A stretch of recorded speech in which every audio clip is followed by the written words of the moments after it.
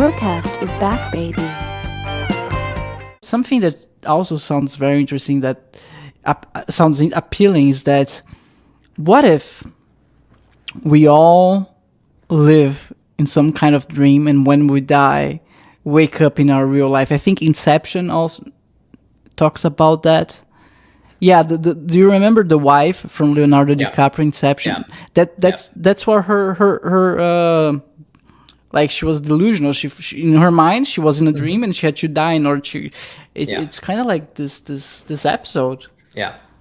Also, it's related to that. I think I'm not sure if Star Trek or this episode was the first one who tried to play with this. I think there must be something back in the past. So, for example, I also, how is it called? I bought the box of Twilight Zone, which is a very old series, which has built up so much science fiction and fantasy tropes and stories. I just scratching the surface on this since I just watched a few episodes, but could be that we are not living. I think we are not living, but thinking about it is quite interesting. Yeah. Also, the Matrix thing, is there something? It's just a simulation. You can say it's dreaming. You can say it's simulation. I think in The Inner Light it was kind of both. He was dreaming, but it's also was kind of simulation, which was into his brain to simulate their culture. It's. I think it's not true, but it's interesting and very cool to think about it. Yeah, and what you can do, for example, or Truman Show. It's also something playing with this. Someone is living not in the reality. I think this one. Yeah, or what he sees is not the reality. So you think we are not in a simulation? I don't think so. Why not? Why not? Got you. Why not? Maybe because of science. I think it works out too well. When we are we doing something, and for example, finding a new particle in some kind of physical way, it works out so well. So years ago, there is predicted that there is some particle of this size. There must be there, but we cannot prove it yet. And 30 years after, it's proved. I don't think that is kind of the simulation. I think that must be real, because it's kind of our universe. And you can prove it somehow. If it would be a simulation, I think it would lack some. You don't have this kind of. It's built of. Everything. Everything is built of the same materials. And I think in a simulation, it would behave a little bit different. I cannot explain it in more detail, because then I have to think about a little bit more, and it would be very quiet here.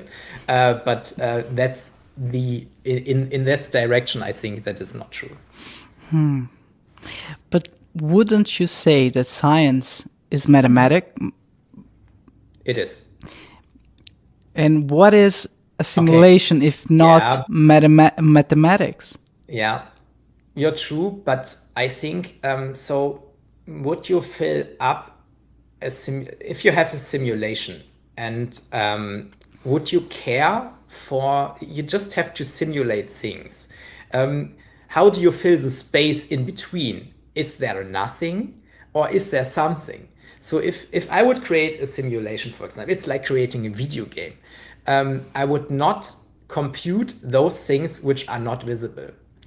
And I would not try to invent things which are not visible to the people, because there could be nothing. There might be just nothing, and everything is okay. But in our world, there's not nothing in between. So it contains of something. So and you can split it into parts, like oxygen. You can split it into parts and can see it belongs to that and that and that. And in a simulation, I would say it could be nothing, because we are all just simulated. We can breathe, but it must be no oxygen which works out in this universal thing. So we can now see, okay, it's coming from there, and it's coming from that reaction, it's coming from that reaction. But if I would do some kind of simulation, I would not, someone has to create the simulation. And the creator, the great creator, would say, okay, I can also create them a little bit more or less caring about this stuff. And that's why I think that we are not in that simulation. Are you familiar with this quantum experiment that depending on the observer, the result is different? I think I don't remember the details, but it's like the scientists they project two particles, and when there's an observer, the two particles are there.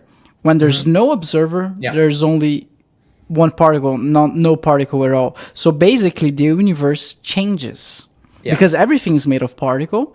We know for a fact that the universe changes depending if there's people looking at something or not. Yeah, that's something that also blew my mind. So even I think so my horizon ends when it comes to quantum physics. I like to be in that kind of thing, or think I need to investigate a little bit more and learn more to understand it. I don't get it right now. But it's when you think about it, okay, there's an observer, and then it's completely different results than it's when it's no observing, and that is not really understandable for me right now. Yeah, it's crazy. It's crazy. But it's like it is. Yeah. And at the same time, I think no one understands it, Dennis. It's to be honest. I think there are some people which understand this, but I think they spend their life on those things, so it's fair. And at the same time, that they're creating quantum computers, which for me it's nuts. Like we were talking about M1, M2 earlier. Like imagine having a quantum computer. That must be insane. Yeah. Are you a religious person at all? No. No religion. Okay. No. Okay. I have my no. I would say not. No, that's okay. That's okay. I'm just asking because you're talking about like simulation and stuff. I recently discovered this book called The Kabbalion. Have you heard about it? No. I think I have heard about it, but only the name. The name. Yeah. I'm not a religious person either, but I recently found this book, and for the first time, I would say that I don't think it's a religion, but it's more about like philosophy and spirituality. Yeah. And I think it makes a lot of sense in a couple of things. I'm gonna read 1 second. I think it's very interesting. So, the Kabbalion is a study of the Hermetic philosophy of ancient Egypt and Greece. So the book was originally published in 1908. So 1908. So a long time ago. And let's see. So it teaches 7 principles, and they say that those 7 principles rule the whole existence of reality. And I think they all kind of make sense. Okay, maybe not all of them. The first one is the principle of mentalism, that the all is mind. So the universe is like a mental creation. So I'm not sure about this one. Let's see. So I think a couple of them makes a lot of sense. For example, the principle of vibration, that everything is vibration, nothing rests, everything moves. And we say that particles vibrate. So they knew that like hundreds of years ago.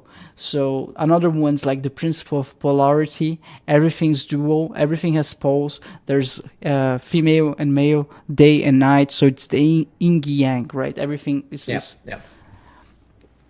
and stuff like that. So the principle of rhythm. Everything flows out and in.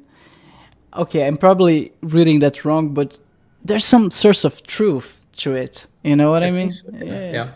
Of course, it's also when you have this kind of how is it called, the principle of power. You cannot get it cannot go away. It's somewhere, but it's not when you give some, or as a rule of energy, the energy is not vanishing. It could not be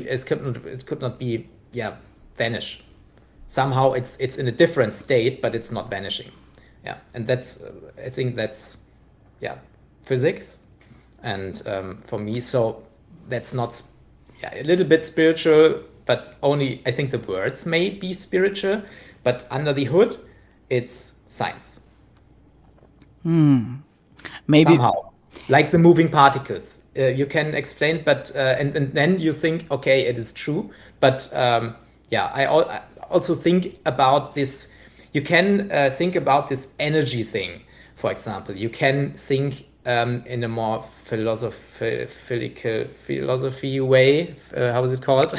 philosophical way. Yeah. When we say, okay, I spend energy on a project and it must work out. So for example, something like this, because the energy could not vanish somehow. So, or some like forcing your luck, for example. So this one's when you try a lot of things, you can also say, okay, it's mathematical. When you flip a coin 10 times, there must be head on at least a few, 5 or something like this. But for me, it's the energy forcing the luck. I think you can go in that direction somehow. It helps to maybe to motivate you for your daily work.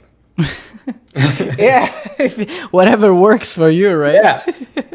And I think a lot of people, they try to make it spiritual when they don't understand. Yeah. If you look in the past, people used to think like the thunder, the god of thunder, like the thunder was a god, like the rain was a god, everything was very spiritual. And the more people understood the science and they understood more like, the science behind it, they start realizing, not everything is spiritual. Watch full episodes of the BRUCAST on the main YouTube channel, youtube.com/@brewfrasca.